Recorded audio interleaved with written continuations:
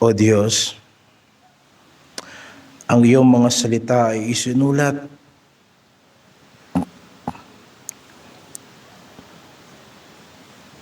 para sa aming ikatututo. Si Jesucristo na ipinangangaral sa amin ay hindi nagbago at hindi magbabago. Noon, ngayon hanggang sa kanyang pagbabalik, ang kaluwalhatian na nakita ng mga alagad ay kaluwalhatiang nais namin na makita rin namin sa pamamagitan ng iyong banal na Espiritu. Patawarin po ninyo kami sa aming mga pagkakasala. Linisin mo po ang aming mga karumihan. Gawin mong handa ang isip namin at ang iyong banal na Espiritu ang magpaunawa at maglagay sa aming puso ng mga dakilang katotohanan tungkol sa Panginoong Hesukristo. Sa pangalan ng Panginoong Hesus. Amen.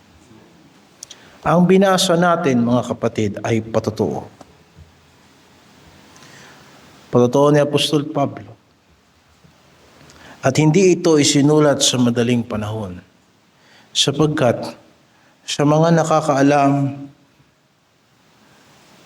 ng background sa pagkakasulat ng Pilipos, ito ay tinatawag na prison epistle. Sa makatuwid, nang isinusulat po ninyo ang mga bagay na ito na binabasa natin, siya ay nasa kulungan. Dahil sa pangangaral, sa muling pagkabuhay ng ating Panginoong Hesukristo, may mga bagay ayon sa ating binasa, may mga bagay na maaari sanang maging pakinabang ni Apostol Pablo. Siya ay isang Hudyo. Kung babasahin natin sa verse 4 hanggang verse 6, na siya ay tinuli sa ikawalong araw mula sa lahi ng Israel, mula sa angkan ni Benjamin, Hebreo sa mga Hebreo, tungkol sa kautusan ay Fariseo, tungkol sa pagsisikap ay mang-uusig sa iglesia, tungkol sa kabanalan na nasa kautusan ay walang kapintasan. Yang mga bagay na binasa natin ay sana ay naging pakinabang ni Apostol Pablo. Verse 7, gayon man ang mga bagay na sa akin ay pakinabang.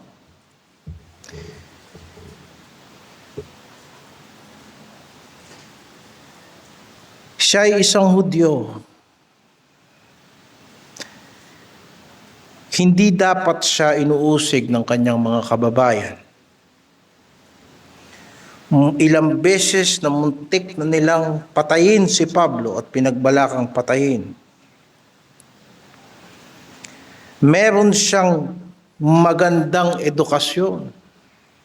Meron siyang mataas na pinag-aralan. Ang kanyang pinag-aralan bilang Pariseo ay maaari sana na magbigay sa kanya ng mataas na posisyon sa Sanhedrin. Maaari siyang maging bahagi ng mas malaking political na partido, kagaya ng nabasa natin sa Acts chapter 7, na siya ay kasama doon sa mga nagpapatay kay Esteban. Maaring hindi kahirapan ang kanyang tatanggapin kung sana'y nanatili lamang siya doon sa mga bagay na pwede niyang ipagmalaki sa kanyang sarili. At kung sila-sila lang din naman ang mag-uusap, sila at ang kapwa mga Pariseo, wala silang maipipintas kay Pablo. sapagkat siya mismo ang nagsabi na tungkol sa kabanalan na nasa kautusan, wala siyang kapintasan.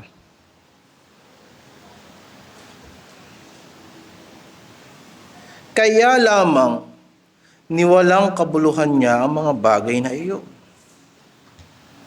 At iisipin natin, kagaya marahil ng mga tao na nakapalibot sa kanya noong kanyang kapanahunan, na si Pablo, si Saulo ay nagtatapon ng isang napakagandang oportunidad sa kanyang buhay. At maaaring iisipin natin na si Pablo ay hindi praktikal na tao. Ano ang maaaring magpatalikod sa tao sa mga bagay na magiging kapaki-pakinabang niya? Bakit niya mas pinili na nang sinusulat niya ito, siya ay inuusig at nakakulong? Para saan? At ang sagot ay dun sa binasa natin. Dahil sa dakilang kagalingan ng pagkakilala kay Kristo Jesus bilang Panginoon. Kung uunawain natin, mga kapatid,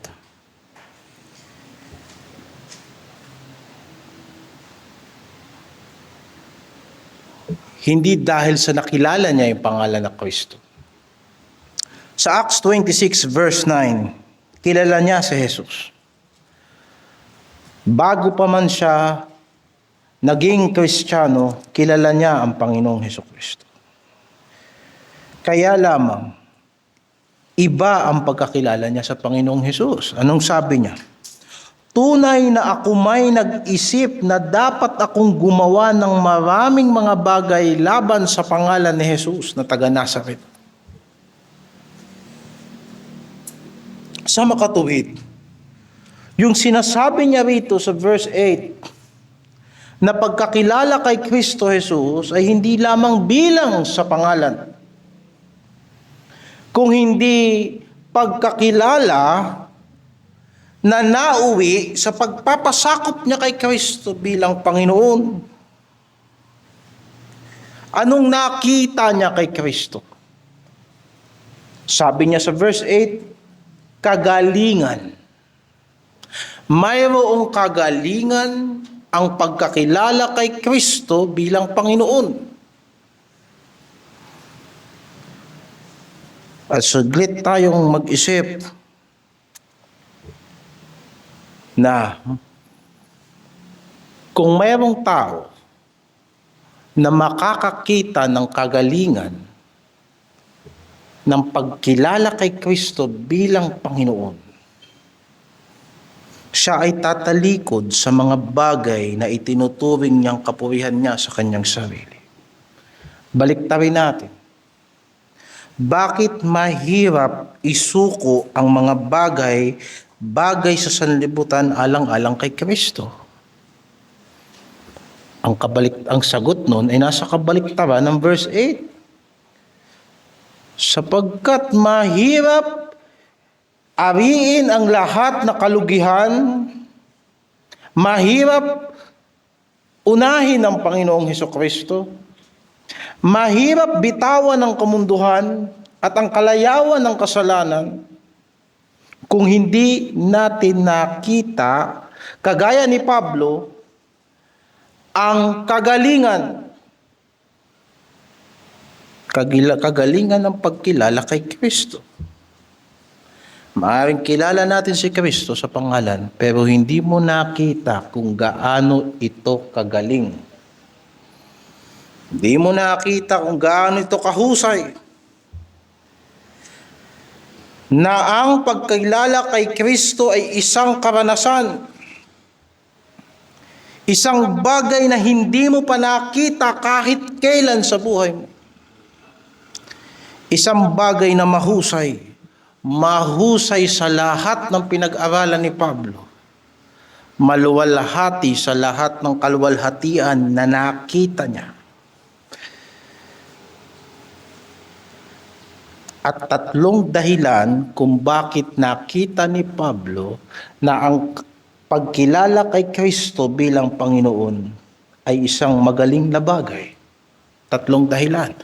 At titingin tayo sa kwento o sa kasaysayan ng conversion ni Pablo. Una, nakita niya na ang pagkilala kay Kristo bilang Panginoon ay mahusay sapagkat ito ay may higit na kaluwalhatian.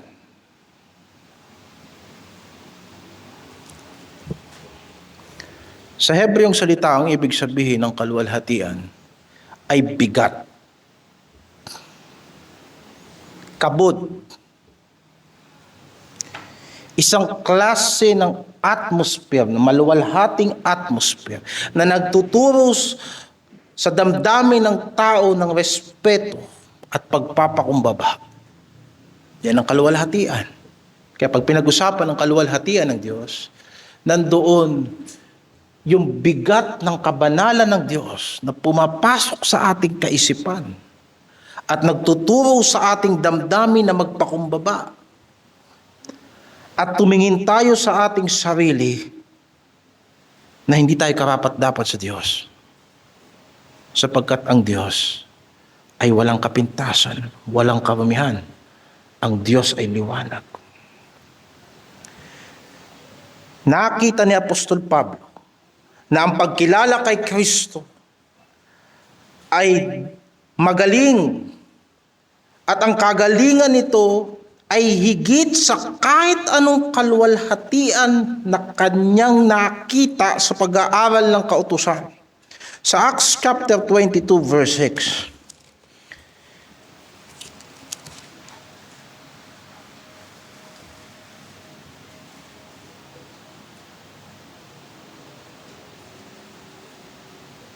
nabasa natin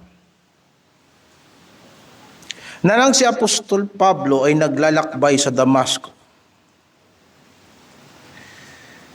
sapagkat ang kanyang pangarap ay ang mga Kristiyano ay maigapos at maibalanggo at maipapatay ang marami. Nakita niya ang Kristo nakaupo sa langit, na nasa langit, nasa kaluwalhatian ng Diyos. Ang anak ng Diyos na tumatawag sa kanyang pangalan. Saulo, Saulo, bakit mo ko inuusig? At alam niya sa kanyang konsyensya na ang tumatawag sa kanya ay ang Panginoon. Yang titulong yan, sa isang Hudyo na deboto na kagaya ni Pablo, sa Griego, Kurios, alam niya ang pangalang Panginoon ay para lamang sa Diyos. Sa tinagal-tagal niyang pag-aaral ng kautusan, hindi niya narinig ang boses ng Diyos. Binasa niya ang Torah, ang mga awit at ang mga propeta. Pero ang itinuro sa kanya ng kanyang pag-aaral ng kasulatan ay magalit sa mga Kristiyano, pumatay ng mga Kristiyano sa pag-aakalang kanyang ipinagtatanggol ang kanyang pananampalataya. Subalit minsan sa kanyang paglalakad ay nakakita siya ng isang dakilang kaluwalhatian na ang Diyos mismo ang tumatawag sa kanyang pangalan. Yung pangalan na ginawan niya ng masama. Ako si Jesus na taga Nazaret.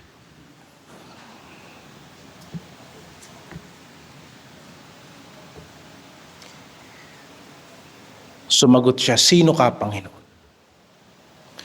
Para sa isang debotong Hudyo, hindi nila binabanggit ang pangalan ng Diyos sapagkat baka madungisan nila ang pangalan ng Diyos. Diyan sa oras na yan, nangusap sa kanya ang Diyos ng Israel sa pangalan at sa pamamagitan ng kanyang anak na si Jesus ng Nazaret, ang Panginoon ng kaluwalhatian. Subalit sa kabila ng lahat ng kasamaan niya sa mga tagasunod ni Kristo, hindi siya kinausap ng Diyos na may kasamang apoy at asupre, kung hindi sa kaluwalhatian ng awa at biyaya. Sapagkat hindi siya hinarang ni Jesus para patayin at parusahan. Hinarang siya ng Panginoon para siya ay makatagpo ng kaligtasan. Sapagkat hindi ipinahahayag ni Jesus sa puntong ito ang kanyang sarili sa isang banal na tao. Kung hindi ipinahayag ng Panginoong Hesukristo ang kanyang sarili sa isang taong pinuno ng mga makasalanan, isang manlapastangan at ang taong nananakit at may pagnanais na sirain ang iglesia ng Diyos. Sa pag-aakala niya na sinusunod niya ang kautusan, ay kanyang nilapastangan sa Hesukristo na katapusan ng kautusan. Ang Diyos na nagkatawang tao, ang salita ng Diyos na nagsalaman. Nahayag sa kanya ang kaluwalhatian, siya mismo, ang propetang sinasabi ni Moises. Siya na mensahe ng lahat ng kautusan. At nagbabalik sa atin ito ng isang larawan sa lumang tipan nang ang Panginoon ay nagpatawad sa Israel sa ilang. Hiningi ni Moises na ipahayag sa kanya ng Diyos ang kaluwalhatian. Lord, show me thy glory. Pero sinabi sa kanya ng Panginoon, hindi mo makikita ang aking mukha, sapagkat walang nakakita sa aking mukha at nabuhay. Napaka-importante ng request ni Moises na ito, sapagkat katatapos lang nilang gumawa ng kasalanan. Ibinigay sa kanila ng Diyos ang 10 utos, at ang pinakapangunahing utos doon ay huwag silang sasamba sa ibang Diyos. At nang si Moises sa 40 araw sa bundok, ang Israel ay sumamba sa Diyos-Diyosan. At gusto silang wasakin ng Diyos, pero sabi ni Moises, wag, Panginoon, wag mong wasakin ang iyong bayan. At sinabi ng Panginoon, sige, hindi ko wawasakin. At sinabi ni Moises, Panginoon, ipakita mo sa amin ang kaluwalhatian mo para masabi namin na talagang pinatawad mo kami. Subalit, hindi ipinakita ng Diyos kay Moises ang kanyang mukha. Bagkus ipinahayag ng Panginoon ang kanyang pangalan. Sa Exodus 34 verse 5 to 8 na ang Panginoong Diyos ay mahabagin at mapagbiyaya. Mabagal sa pagkagalit at sagana sa kabutihan at katotohanan. Nang hiningi ni Moises na makita ang kaluwalhatian ng Diyos, sumagot ang Diyos, hindi sa paraan ng pagpapakita, kung hindi sa pagpapakilala ng kanyang sarili. Kung makikilala mo ang Diyos, makikita mo ang kanyang kaluwalhatian. Sumagot ang Diyos kay Moises na ipinakita sa kanya ang kabutihan at ipinahayag sa kanya na ang kanyang pangalan ay personal at espesyal, upang maranasan ni Moises ang kadakilaan ng biyaya at awa ng Diyos na tanging mga kinahabagan lang ng Diyos ang nakakaalam. Kaya itong si Apostol Pablo, doon sa gitna ng nakabubulag na liwanag, habang siya ay nakasubasob sa lupa, siya ay nagtanong, sino ka, Panginoon? At sumagot ang Panginoon, ako si Jesus na iyong inuusig. Mahirap para sa iyo ang sumipa sa tusok-tusok.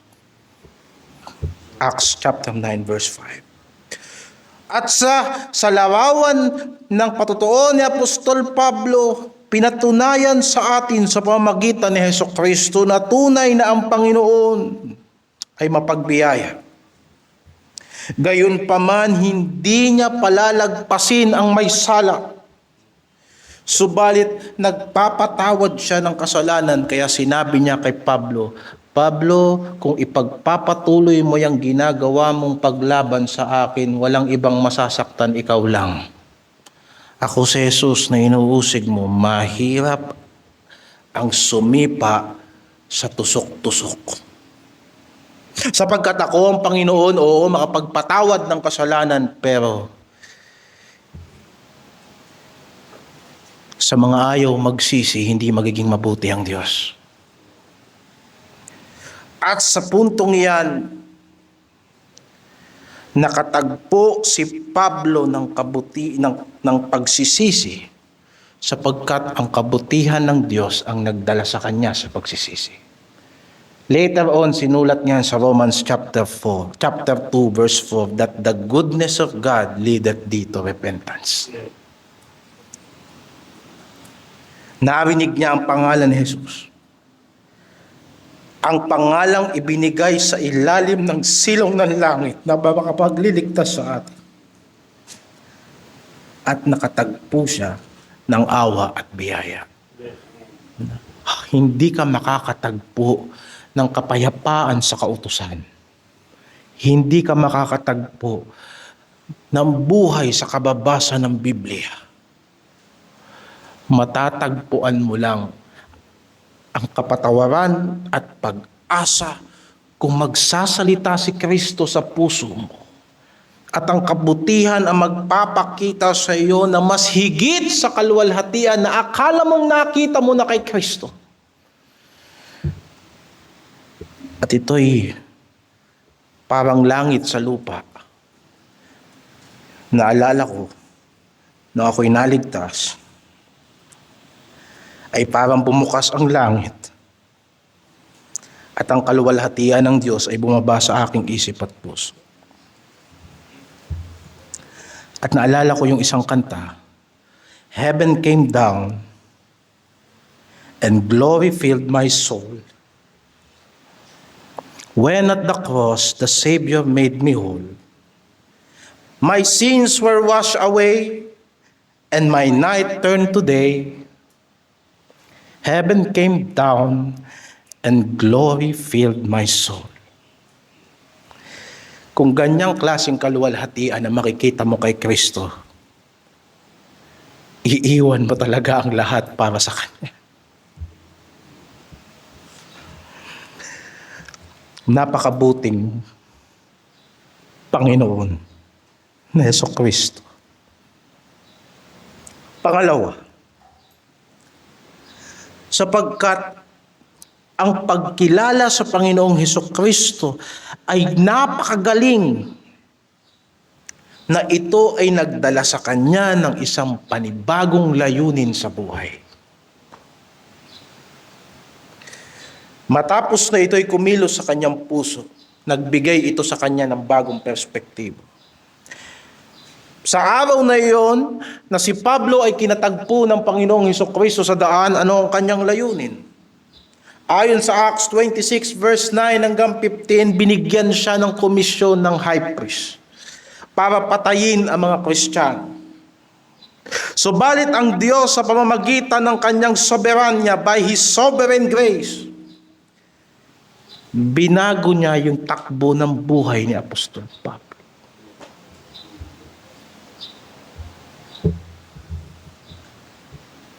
Mula sa misyon ng pagpatay, tungo sa isang misyon na ikaw ay gagamitin ng Diyos para maraming mabuhay sa Kanya. At yan yung nababasa natin dyan sa likod. Chapter 26, verse 16 hanggang 18. Ang dakilang pagkakilala kay Kristo ay magbabago ng plano mo sa sarili mo. Magbabago ng layunin mo, kagaya ng ginawa niya kay Apostol Pablo.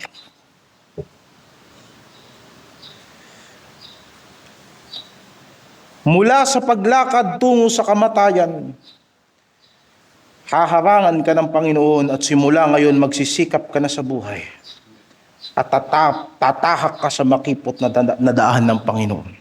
Basahin natin. Acts 26 verse 15, at sinabi ko, sino ka baga, Panginoon? At sinabi ng Panginoon, ako'y si Jesus na iyong pinag-uusig. Datapwat magbangon ka. Ikaw ay tumindig sa iyong mga paa, sapagkat dahil dito'y napakita ako sa iyo upang ihalal kitang ministro at saksi din naman ng mga bagay na nakita mo sa akin at ng mga bagay na napagpapakitaan ko sa iyo, na ililigtas kita sa bayan at sa mga hintil na sa kanila'y sinusugo kita, upang idilat mo ang kanilang mga mata upang sila'y magbalik sa ilaw mula sa kadiliman at mula sa kapangyarihan ni Satanas hanggang sa Diyos, upang sila'y magsitanggap ng kapatawaran ng mga kasalanan at ng mga mana sa kasamahan ng mga pinapaging banal sa pamamagitan ng pananampalataya sa akin. Napakalayo niya ng intensyon niya nang siya'y pumunta sa Damascus. Nandun siya bilang ahente ni Satanas, ang pumatay at manira ng iglesia, ang manakit ng Kristiyano, ang maging mapagmataas kasama ng mga Hudyo, na sila'y magsama-sama at pagkatapos sirain nila ang pangalan ni Kristo, pero mababago ang lahat sa oras na makilala mo sa Jesucristo bilang Panginoon.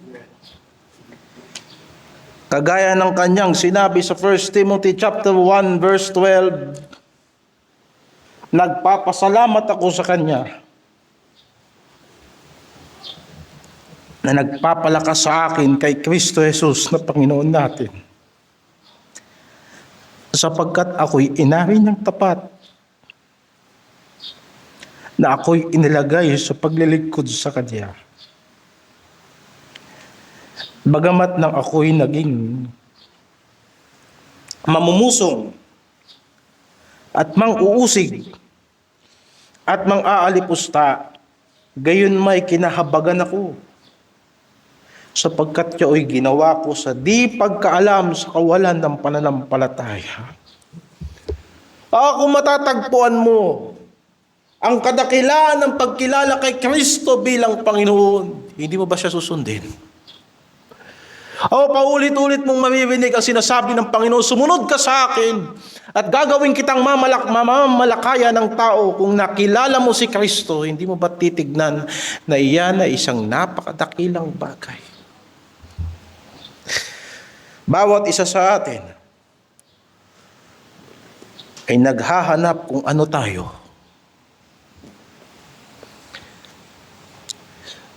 Ngayon sasabihin ko sa inyo mga kapatid, ayon sa salita ng Panginoon at sa kanyang biyaya sa atin, hindi tayo magkakaroon ng kapayapaan hanggat hindi tayo sumuko sa pagkapanginoon ni Jesucristo. Mawawala ng kabuluhan sa atin ang pangalan na yan, na kahit ang mga demonyo ay tumatawag kay Kristo na Panginoon, pero hindi nila alam ang kanilang lugar. Minsan dumadaan sila sa mga matubig na daan, sabi ng Panginoon. Minsan nakikiusap sila makipagsiksikan sa mga baboy, pero wala silang lugar sa kaharian ng Diyos. Heto ka, nagpapahayag si Kristo sa iyo. Isa lang ang hadlang kung bakit hindi mo matatagpuan ang iyong lugar.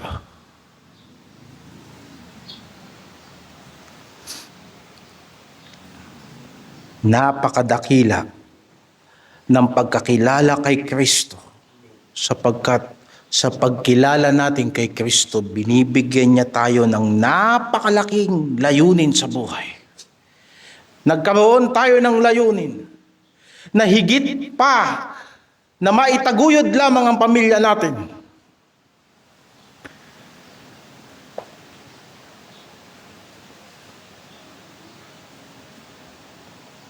Layunin mo na ngayon, sapagkat Panginoon mo si Kristo, layunin mo na ngayon na pagsikapang mailigtas ang pamilya mo, sapagkat ang buhay ay higit sa pagkain. Hindi ba't higit yan sa lahat ng mga layunin natin? Hindi tayo basta nagtitiis sa sanlibutan sapagkat kailangan natin kumita ng salapi. Nagtitiis tayo sa sanlibutan sapagkat instrumento tayo ng Diyos. Ang mga kahirapang ito ay hindi basta kahirapan. Nang si Hesukristo ay naging Panginoon natin, ang mga kahirapang ito ay naging mga apoy na nagpapatibay sa atin. Kung si Hesukristo ay hindi natin Panginoon, ang mga apoy na ito, yan din ang wawasak sa atin. Pero purihin ng Diyos, binigyan niya tayo ng dakilang layunin. At sinabi ni Apostol Pablo, hindi niya sinuway ang makalangit na pangitain. At kahit sa harapan ng pag-uusig, kanyang sinasabi, nagpapatuloy ako sa araw na ito sapagkat tinutulungan ako ng Diyos.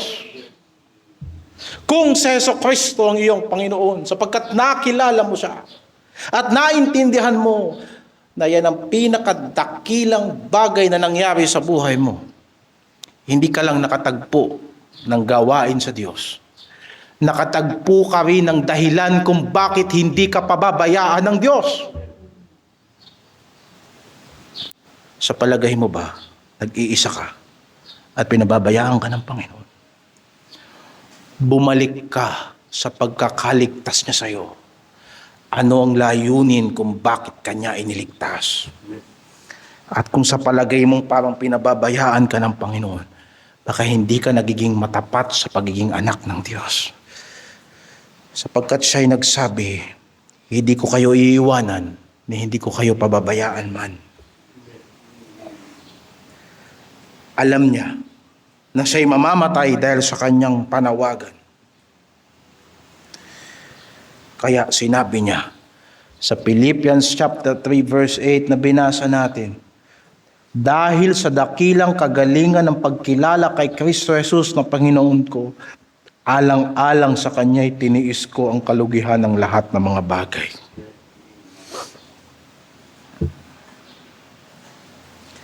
Ang pagkaunawa sa kaluwalhatian ng biyaya ng Diyos kay Kristo Jesus ay nagpaunawa sa atin ng katuwiran ng Diyos.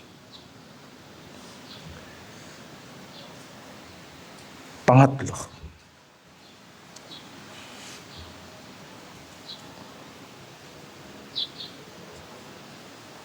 higit na dakila, higit na magaling ang pagkakilala kay Kristo Jesus bilang Panginoon. Sapagkat hindi lamang ito nakadesign para mapakinggan natin o para panoorin natin o para maranasan natin ang kakaibang kasiyahan nung naligtas tayo. Kung hindi, ang pagkakilala kay Kristo ay ma-enjoy natin at mararanasan natin sapagkat tayo'y makikibahagi sa kanyang muling pagkabuhay. Para kay Apostol Pablo, ang kanyang pagkakilala kay Kristo ay hindi nagtapos sa kanyang kaligtasan. Ang kanyang pagkakilala kay Kristo ay hindi nagtapos sa kanyang paglilingkod. Siya pa rin ay may inaabot sa dulo.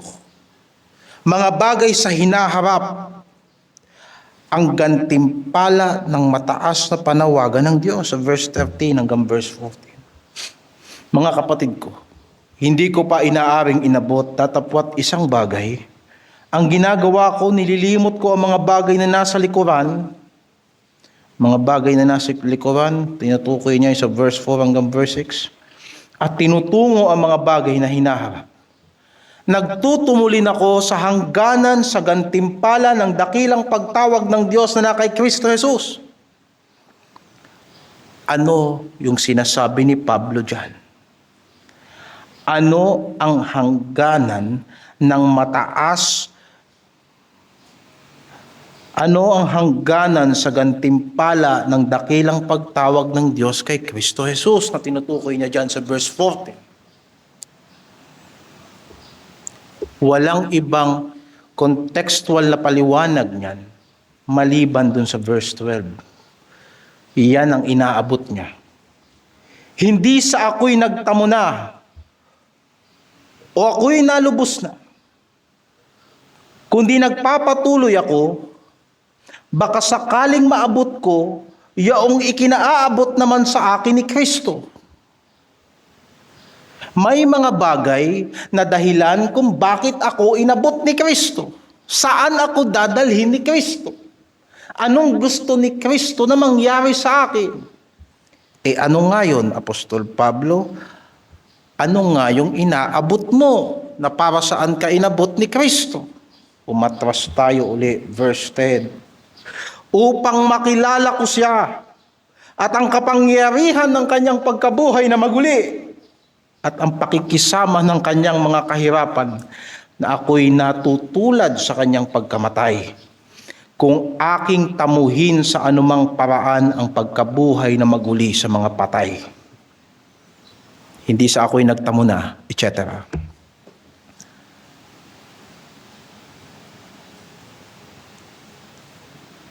May kasabihan,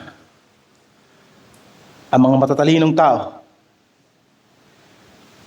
na habang natututo tayo, the more nating gustong matuto. Sa palagay ko, hindi iba ang pagkatuto kay Kristo. Lalo na ang kinikilala natin ay Diyos na walang katapusan. The more na kinikilala natin siya, the more na marami pa tayong hindi naiintindihan sa Kanya. Napakalawak ng kalawakan. Napakalaki ng mga bituin. Napakadakila ng mga planeta. At isipin mo na mas malaki ang Diyos sa lahat ng yan.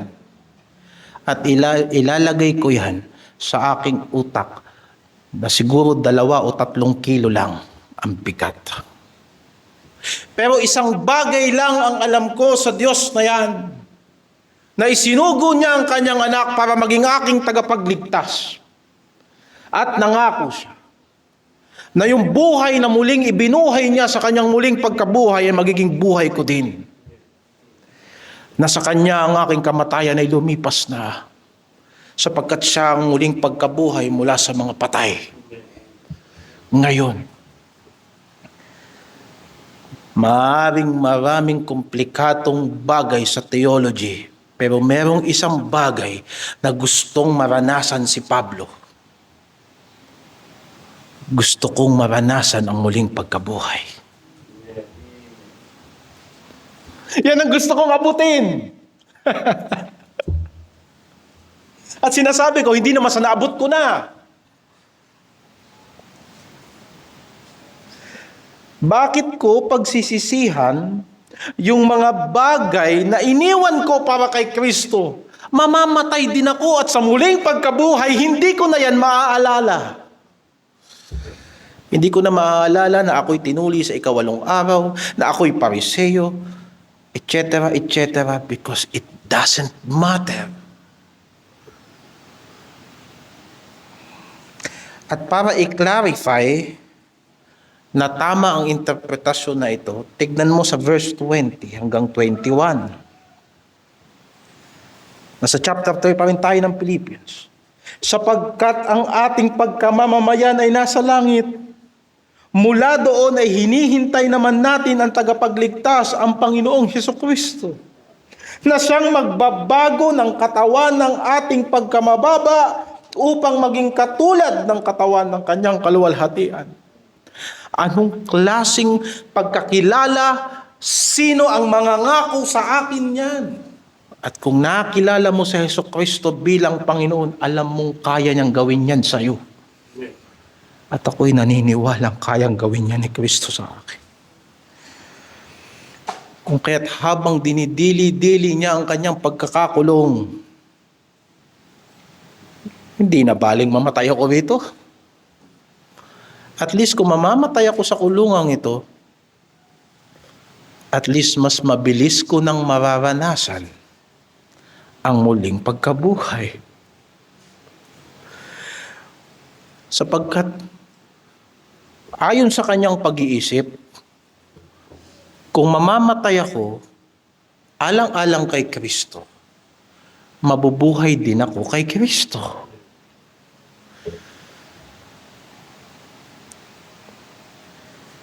So, ang desire ni Apostle Paul ay para lubos niyang makilala si Kristo at ang kapangyarihan ng kanyang muling pagkabuhay At nang siya'y makisama sa kahirapan ni Kristo, na kagaya ni Kristo, mayroong willingness na mamatay sa kalooban ng Diyos. Dahil sa pag-asa na kung si Jesucristo, sa kanyang pagsunod siya'y namatay, siya rin ay muling nabuhay.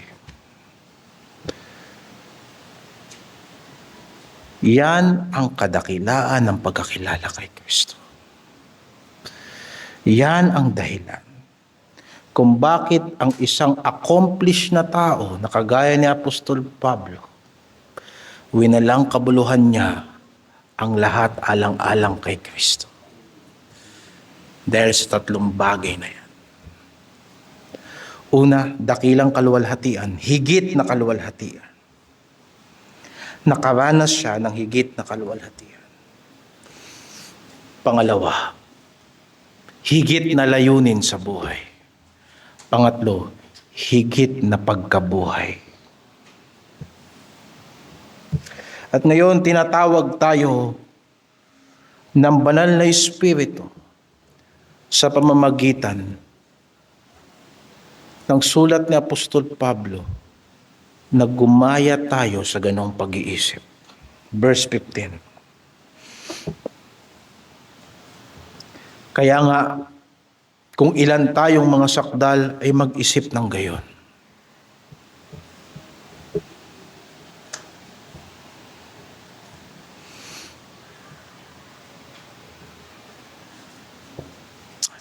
Hindi matatapos ang pakikipaglaban natin sa sanlibutan ito.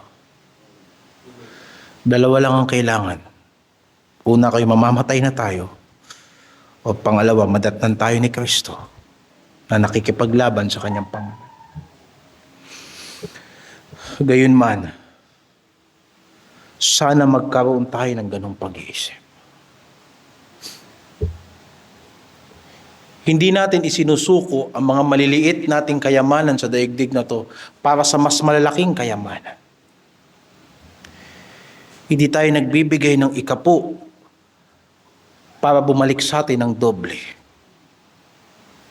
Sapagkat yung doble na yan at yung malaking kayamanan na yan, mauubos din yan sa sanlibutan ito.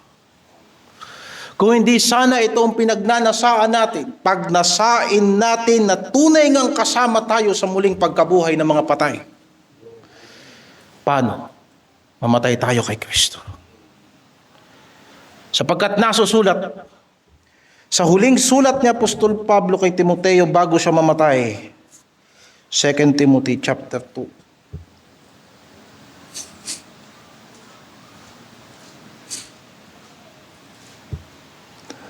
Verse 11, tapat ang pasabi, sapagkat kung tayo'y namamatay na kalakip niya, ay mga bubuhay naman tayong kasama niya.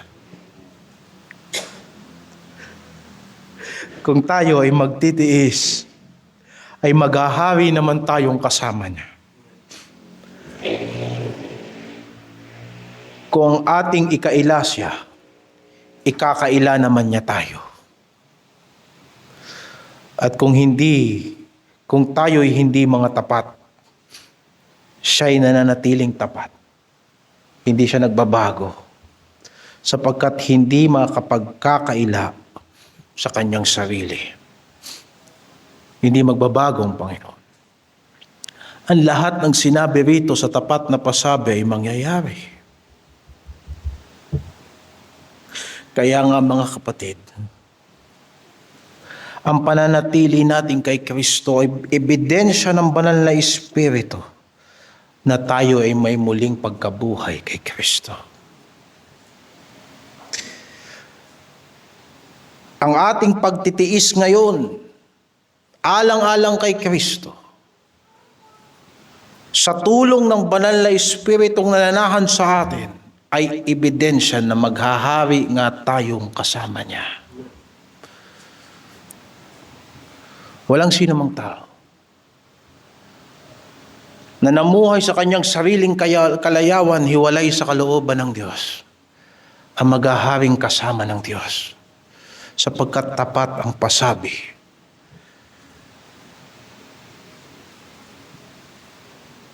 Kung tayo'y magtitiis, ay maghahari naman tayong kasama niya.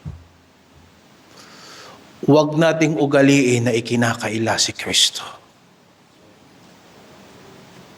Dahil kung yan talaga ay ugali na natin, ay kinakaila natin si Kristo, baka sintomas na yan na isang araw ikakaila ka rin ni Kristo.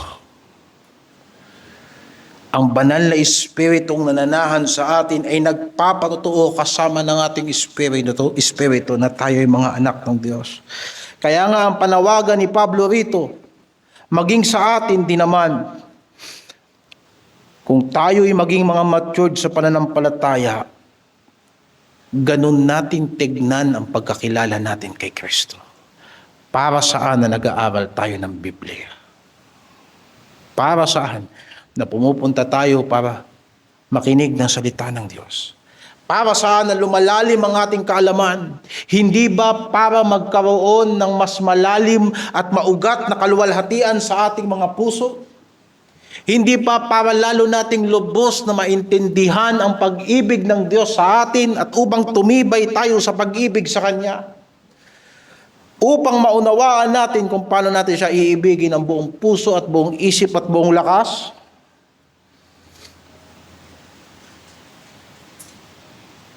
Ang tunay na nakakilala kay Kristo ay nakakita ng kadakilaan. At hindi nakakasawang paulit-ulitin ang kadakilaan ng pagkamatay ni Kristo.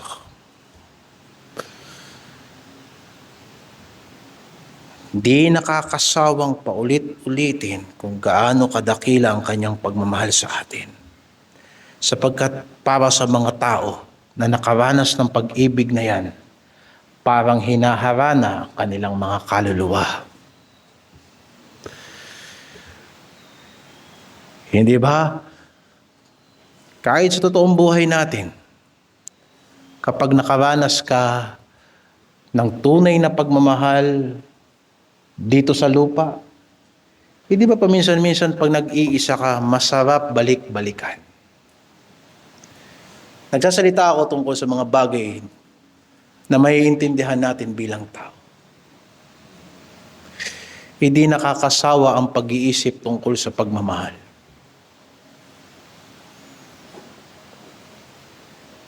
Ganon din ang pag-ibig ng Diyos sa atin. The more nating iniisip-isip, the more tayong nagkakaroon ng pag-asa. The more natin nararanasan ng Diyos. At kapag tayo nagkakasala sa Panginoon, anong unang nawawala sa atin? Yung kasiyahan ng kanyang pagliligtas sa atin. Baliktarin natin.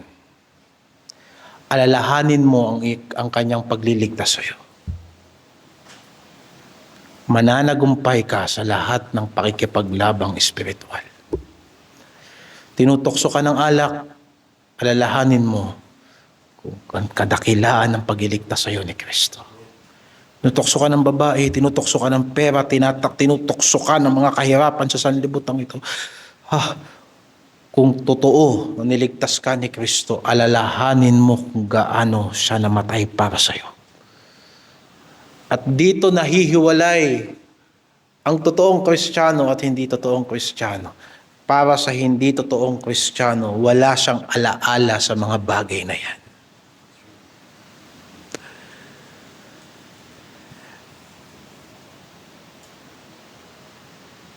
Kaya kung mababasa mo 1 Corinthians 15, ang ebanghelyo, diyan tayo nakatayo.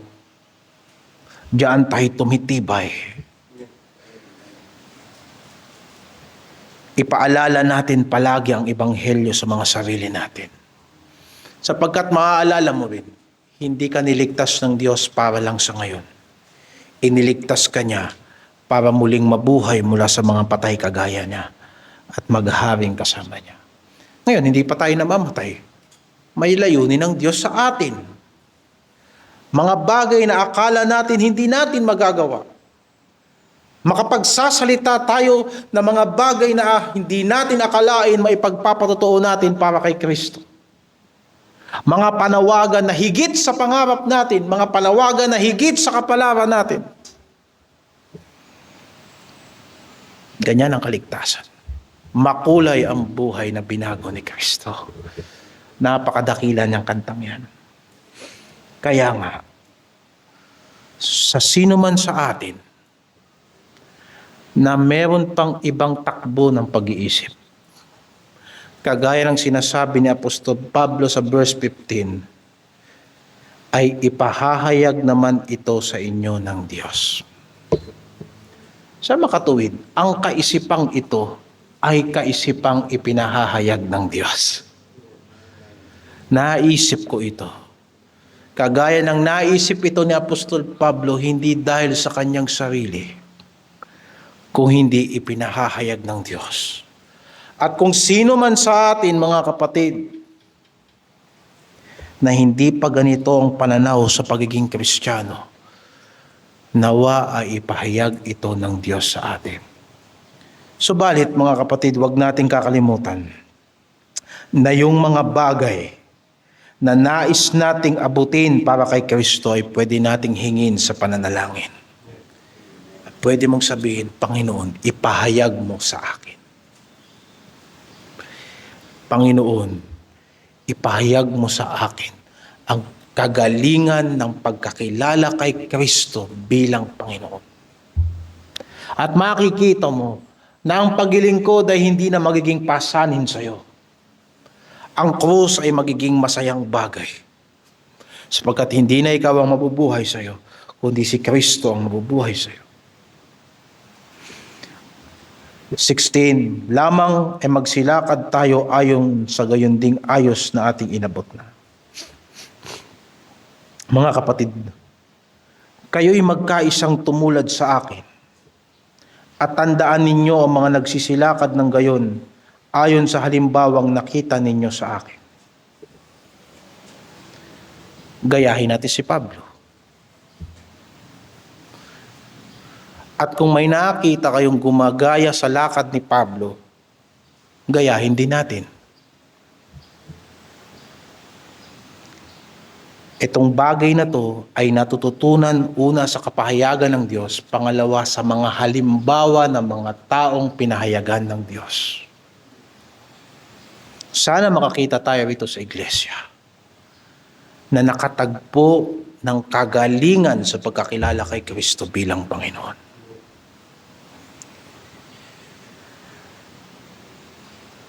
Sapagkat marami ang mga nagsisilakad na siyang madalas na aking sinasabi sa inyo. At ngayon sinasabi ko sa inyo na may pag-iyak, na sila'y mga kaaway ng krus ni Kristo. Merong isang klase ng pananampalataya, may isang klase ng pamumuhay na dapat ingatan, pangilagan ng mga Kristiyano. Verse 19, na ang kanilang kahihinatnan ay kapahamakan, na ang kanilang Diyos ay ang tiyan, ang kanilang kapurihan ay nasa kanilang kahihiyan, na nag-iisip ng mga bagay na ukol sa lupa.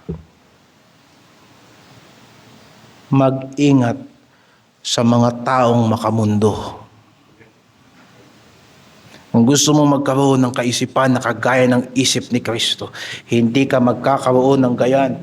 Hindi ka mag-iiba ng lakad hanggat ang isip natin ay nakakonforme sa sanlibutan ito. Romans 12, 1 and 2. Bakit? Sapagkat hindi tayo taga rito. Mangilag kayo sa mga Kristiyano na kung namumuhay parang taga-sanlibutan lang.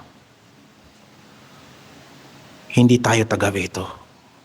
Mahirap na makilala mo si Kristo at ang pamumuhay mo pang sanlibutan lang. Hindi yun consistent. Hindi yun mailulusot sa isang tunay na Kristiyano at biblikal na doktrina.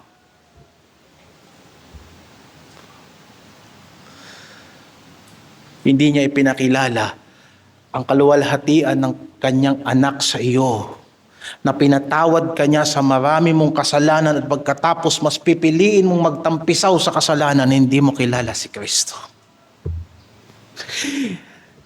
Hindi niya ipahahayag sa iyo ang kadakilaan ng paglilingkod sa Diyos at pagkatapos, hindi ka pa rin maglilingkod sa Kanya.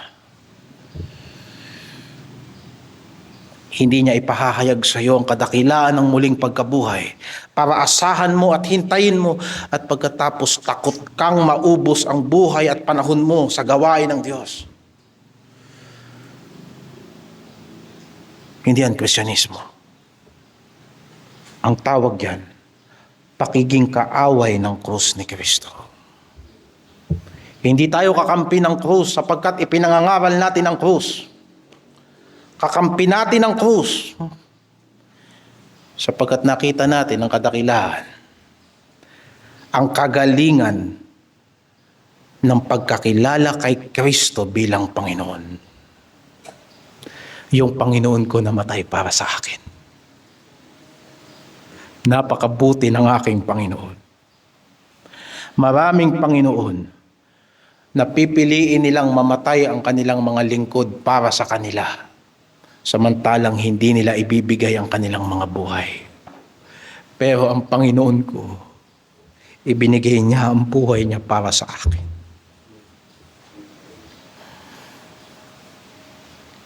Marami akong kasalanan sa Kanya pero hindi niya ako ginawa ng masama kahit minsan. Bakit ko siya hindi pagtitiwalaan? Ba't ko siya hindi pagtitiwalaan? Bakit hindi ako mananatili sa Kanyang kalooban?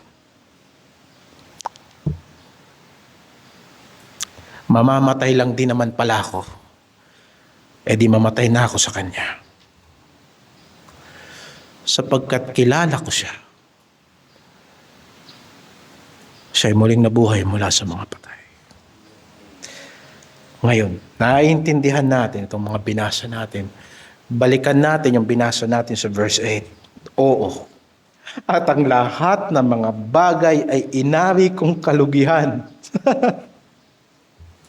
Dahil sa dakilang kagalingan ng pagkilala kay Kristo Jesus na Panginoon ko.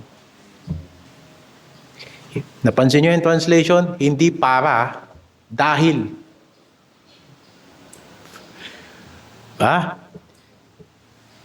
Hindi mo ituturing na kalugihan ang lahat ng bagay para makilala mo si Kristo. Dahil sa totoo niyan, sino ang magsusuko ng mga bagay na mahal natin? Pero tignan mo doon sa salitang dahil. Nakilala ko si Kristo, kaya wala na akong pakialam dyan. Nakilala ko si Kristo, kaya eto na ang pananaw ko sa buhay. Hindi na yan. Etong kalooban ng Diyos. Nakilala ko si Kristo, kaya eto na ang aking katayuan. Tapusin natin ito sa talinghaga ng isang taong nakakita ng kayamanan sa bukid. Na sa sobrang kasiyahan niya, dahil nakita niya yung kayamanan sa bukid, na walang katulad, walang kagaya, ibinenta niya lahat ng ari-arian niya para lang makuha niya si Kristo. Makuha niya yung kayamanan. Hindi tayo mag-uusap mga kapatid sa katanungan na ano ang kaya niyong isakripisyo para sa Kanya. Wala tayo sa ilalim ng kautusan. Kundi mag-usap tayo sa ganitong bagay. Nakilala mo ba talaga si Kristo? Huwag na tayo mag-usap. Kung kaya nyo ba talagang mag-tithes ng tapat? O kaya nyo mag-first fruit? Kaya nyo bang magsakripisyo sa gawain ng Diyos? Magandang tanong yan. Pero itong tanong, nakilala nyo ba talaga siya? Binago niya ba ang buhay nyo? Nakatagpo ba kayo sa Kanya ng pangitain? Makalangit na pangitain? Nakatagpo ba kayo sa Kanya ng pag-asa? Sapagkat kung buhay si Kristo at gusto niya at Panginoon mo siya, wala kang ipagkakait sa Kanya. Yan ang pinagkaiba ng biyaya sa batas.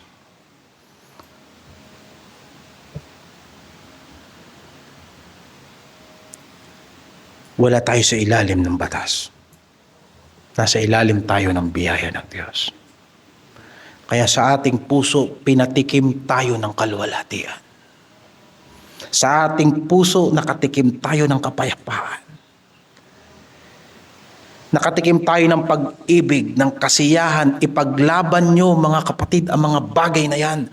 Huwag mong hayaan na yung kapayapaan na bigay sa iyo ng Diyos. Ipagpapalit mo sa panandali ang aliw ng sanlibutang ito. Ibinigay yan ni Kristo sa iyo. Ilaban mo yan. Karapat dapat siya, mga kapatid. Karapat dapat siya. Worth it ang lahat ng ito. Nasukdulang hininga natin ay malagot. Karapat dapat si Kristo.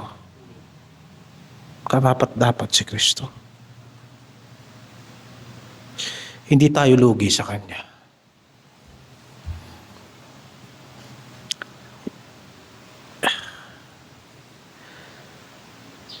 Yan ang salita ng Panginoon. Manalangin tayo.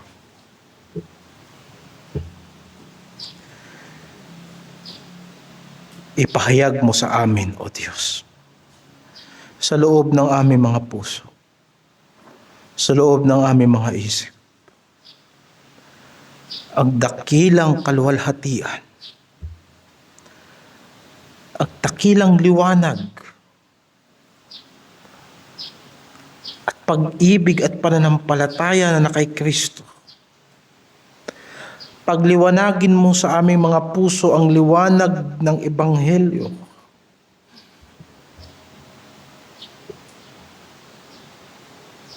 Ipahayag mo sa amin ang dakilang layunin, ang makalangit na pangitain, na hindi kami mga tao rito sa daigdig na naghihintay lang ng suwerte o oportunidad, at hindi kami mga taong naghihintay lang ng kamatayan. Hanggat buhay kami, may layunin ka. Meron kang gustong ipagawa sa amin.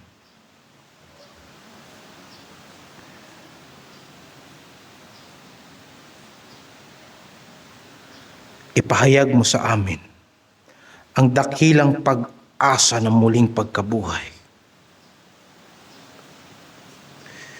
O Diyos, ingatan mo ang iyong iglesia. Ipaalala mo lagi sa Kanya na mahal mo siya. At ibinigay mo ang kanyang buhay, ang iyong buhay para sa Kanya na siya'y mabuhay.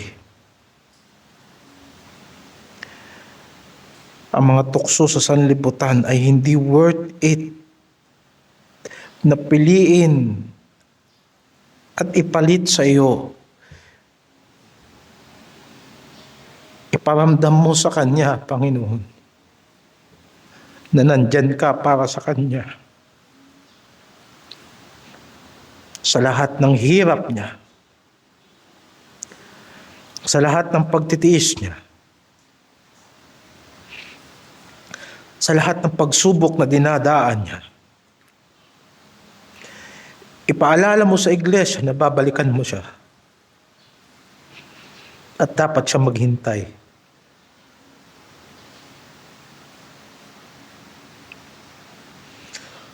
Hugasan mo siya ng iyong salita.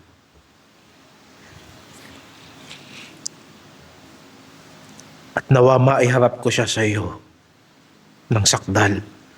Salamat sa pagtitiwalang ito.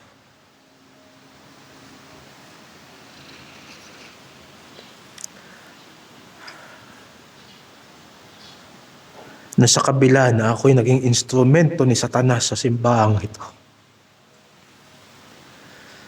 Sukto lang sa ikahihina ng simbahang ito. at ako'y lumapastangan.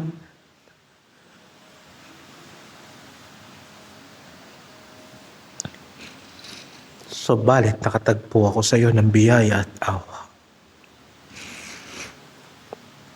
Huwag mong pababayaan ang iyong mga anak.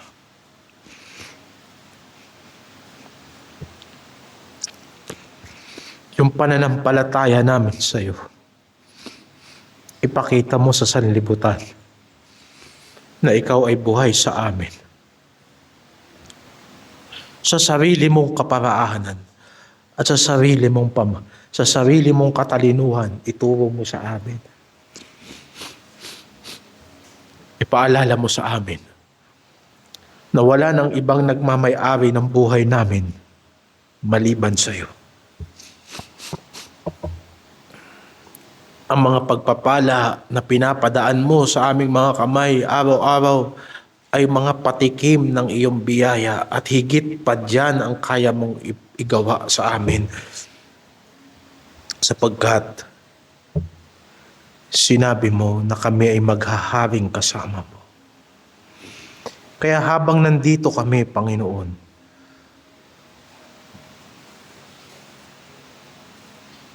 maitayo namin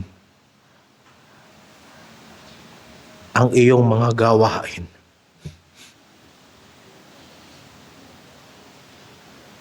Makapagtayo man lang kami rito ng tolda para sa iyong kaluwalhatian, sapagkat hindi kami taga rito.